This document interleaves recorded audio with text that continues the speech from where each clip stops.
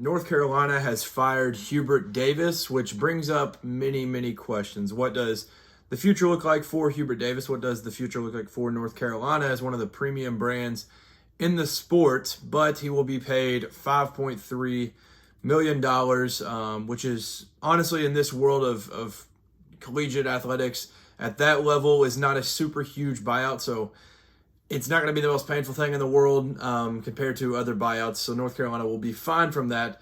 But with Hubert, with how good of a person he was, how good of a person he is, and all that he brings, it was obviously tough for North Carolina because he was handpicked by Roy Williams, one of the greatest coaches to ever do it.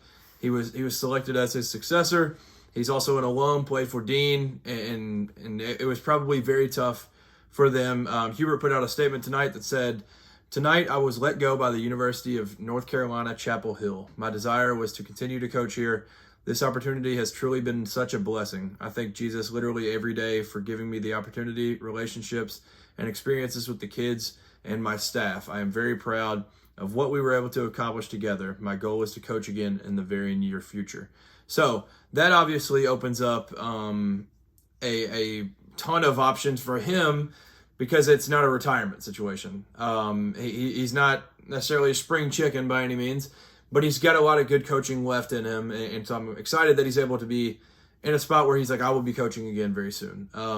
Where will that be? We don't know. And honestly, we'll probably find out here in days, maybe a couple weeks or whatever, because I feel like there might be a smaller school job that opens up and he'll get that job because he has done well at certain times, but at the end of the day, it wasn't the North Carolina standard. He goes to the Final Four, goes to the national championship in his first year. They have the rough loss to Kansas in that one. Then that whole squad returns. But the other thing you got to point out is like those weren't necessarily his guys that made that run, and they weren't even. It wasn't even an incredible year for Carolina standards with 10 losses in that one. And dropping 5 conference games, but they made the run nonetheless, so that's all that you really remember from that group. Coming into the next year, the number 1 team in the country, they end up not making the tournament, declined an NIT invitation. Then the next year, first in the conference, they win the conference, go 29-8, Sweet 16 berth. That's all fine and dandy. Not terrible. Looks like things might be heading back in the right direction after losing some of the core guys there. And then you go to last year, 23-14, barely sneaks into the tournament, wins the first 4 game, loses in the round of 64. This year, they get in, lose to VCU, blowing a 19-point lead in the second half, and it was a historic collapse, not a great year overall. So if you look at his tenure overall, it's 2 round of 64 losses, 1 Sweet 16, 1 runner-up, and 1 missed tournament. That's not Carolina basketball. That is not Carolina basketball at all. And obviously he had his fair share of times beating Duke, winning some big games. Obviously he has the one run that you can point to, but overall it was not good enough. And that ended up being the story. So now you look at what is next for Carolina, because this is one of those jobs that I think I would personally rank the jobs if they were all open, or I guess I'm just ranking them how they are now. I would say it's probably number 1 Kentucky, number 2 Duke, number 3 Carolina. But honestly, you can argue the order of those 3 in different ways for different reasons and all this stuff, and I'd listen to any argument. So it's one of the brands of the sport. Like, it is as historic as they come. They've won titles for long times. They've won them under different coaches. And they obviously have the history of the players, the branding, the Jordan brand. There's a ton to it. Good NIL situation, and there's so much with this. So it's one of those jobs that it's a make them say no job. Like this is no slight towards Alabama. If Alabama was to come open, like, they're not calling Dan Hurley saying like, all right, well, we've got to make them say no. They're not to that level. North Carolina is that type of job where you got to call Brad Stevens, Dan Hurley, Jay Wright, those type dudes, like, just make them say no. Like, obviously 2 of those 3 haven't been coaching for a minute. And then Dan Hurley is obviously pretty happy with where he's at. So I think all of those are no's, but you've got to at least call them. Like this is that level of job where you've got to at least give them the call. The one that I think will be at the top is TJ Otzelberger. I feel like he has to be at the top for two different reasons. One, he is one heck of a dang good, awesome, freaking great at his job ball coach. You can't say enough good things about him. He's adapted with different teams and different rosters with all over his entire career.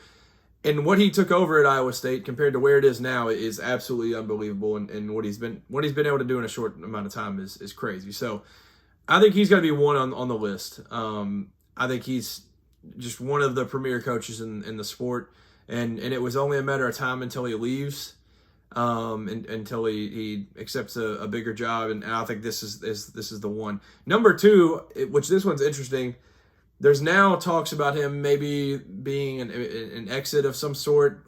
Billy Donovan with the Bulls. It seems like there's some talk that like maybe the ending is near with that. And I still think, I agree. I think it was Kevin Sweeney that put out today that like he would still be probably a top 5 coach in America if he came back to college basketball right now, because you got to think of how good he was at that time, and then he was able to adapt and learn through these years, being around NBA players and being around the association, that he's able to add all of that to what he already had. He's going to be phenomenal. Now, with that one is interesting because like what this like sport was at that time is very, very different from what it is now.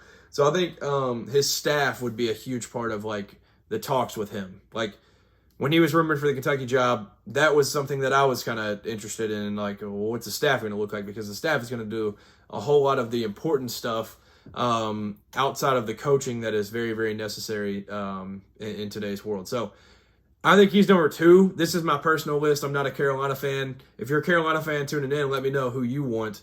But these are mine in an order. TJ Otzelberger, Billy Donovan.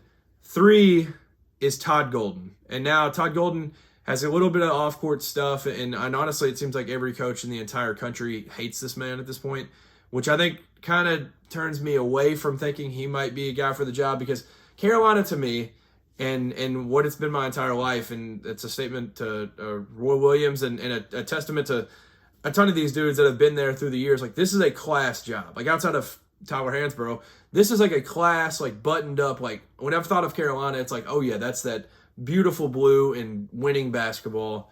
And they're not like, maybe a part of it is because of growing up with Duke being their rival. It was like, oh, well, they're the good guys and the bad guys. But nonetheless, it's a classy job. And when you bring in a guy that's got some baggage, it throws me off a little bit. Like, not that he's done anything like illegal or anything, but he's got the off-court issues. And obviously, like we saw Ben McCollum, and we've seen Cal, and we've seen all these guys getting these arguments with him during games. And it just seems like he's the enemy. That's what it feels like. So I think he'd be 3 for me because he's obviously a very, very good coach.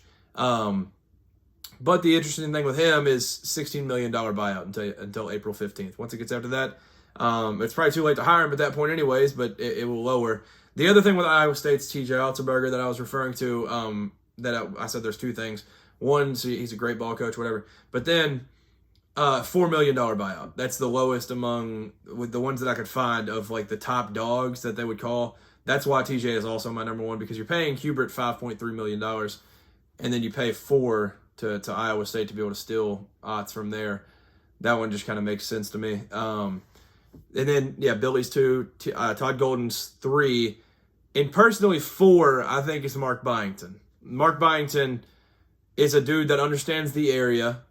He's done an incredible job at a place that hasn't had a whole lot of success when it comes to basketball. Like they've had good years sprinkled in from time to time, but this is a dude that's from Virginia, played at UNC Wilmington, and came up through the ranks going at Georgia Southern and James Madison. He's familiar with that area of the coastline and that entire area. He's able to recruit and understands it. So he's done awesome at Vanderbilt and he's killed it there. He was 20-13 year 1, 27-9 year 2, and with the players and everything that he'd be able to bring to the area, I think that would be spectacular. The next guy, also because of style of play, it makes sense to me, and then also the recruiting that he'd be able to do there would be amazing, but there's a little bit of baggage with him too, is Nate Oates, who has a $10 million buyout until April 1st.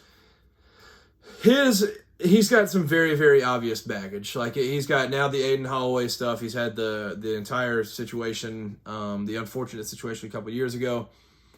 It's not great. And like I said with Todd Golden, like, that doesn't feel like it makes sense for the Carolina program to me.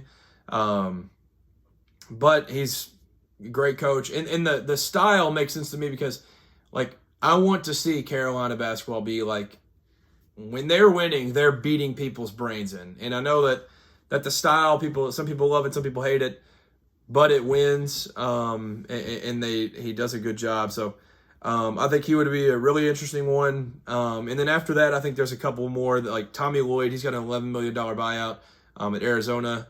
I don't know if he'd really leave, honestly. And then another guy, I don't know if he'd leave just because I feel like these guys are set where they're at. They're just extremely happy with not a ton of pressure that the Carolina job would bring, but they're at a place where they think they can get it done. Another one is Michigan's Dusty May, $7.5 million for him. So that's kind of my list of the guys that I think should be the ones considered or whatever for this job. In my list, the top three, TJ Otzelberger, 2, Billy Donovan, and 3, Todd Golden. That feels like the right crew. But it's wild. It is absolutely wild to think that, like, Carolina will be hiring outside the family for once. Like, it's wild. I mean, obviously, as a fan, you want to see Hubert Davis succeed there. But if you look at it, like, if you look at what's happened in the last 4 years and cancel out his year one, there's 2 NCAA tournament wins in the last 4 years, 2 round of 64 exits.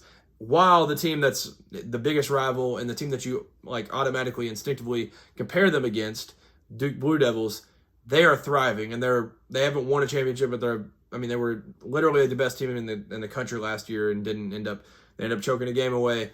This year, fully healthy, they've been the best team, and then now we'll see what happens from this point on. We haven't seen the Sweet 16 yet, but we'll see. And he hasn't been able to do enough. And what Duke has been able to do in these last few years, like, North Carolina should always be on par with them, if not better, to me. That's how it should be. One of the top brands in all of sports, not just college basketball. But unfortunately this year, it was, I didn't think they were going to do it. It kind of makes sense when you look at through the like, whenever it first happened, I was like, well, dang, why'd they do that? Like, I know it felt like, to me at first, I was like, that's a massive overreaction to the VCU game. Overall, I don't think it's a massive overreaction. Unfortunately, he had to deal with the Seth Trimble injuries in the early season, and then Caleb Wilson, literally 2 different injuries late. But you still have to be able to win games, and when you had Caleb Wilson, why are you not in a better position than being a 6th seed?